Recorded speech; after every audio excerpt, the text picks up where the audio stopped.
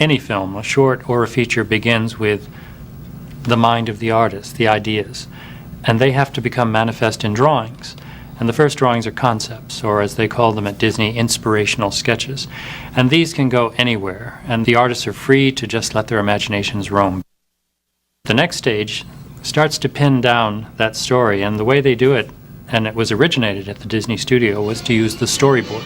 It's a cork board in which individual sequential sketches are pinned up and looked at by the artists. And this is a wonderful, fluid way to see the whole sequence before you, and to be able to change it immediately, and to move it around on the board, and to sort of see if the narrative is flowing and see if the characters are developing in the way that you think they should. Well, Walt Disney had many talents. His greatest talent was as a storyteller, and part of that is that he was an actor himself. He was the best story man in the studio, and nobody even approached him. He was a consummate actor. And in front of us, he wasn't embarrassed to do anything. And he became all these creatures. This is no ordinary apple. It's a magic wishing apple.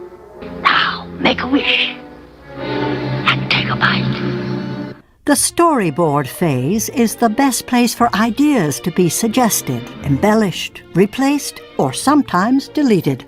Someday My Prince Will Come was originally going to have this amazing dream sequence to go along with it, and Walt realized that he didn't need to interfere with the simple storytelling that Snow White was telling the dwarfs. It was more important to get their reactions to her conveying this wish than it was for her to imagine and for the artist to visualize her dream. As interesting as this idea may have been, it was changed because it did not add to the story, and the studio was still having difficulty animating the prince. One of the toughest things you'll ever do is a human. The toughest thing you'll ever do is a male human. The poor prince was not coming off too well. And early in the game, the prince was actually going to do quite a bit more than he did.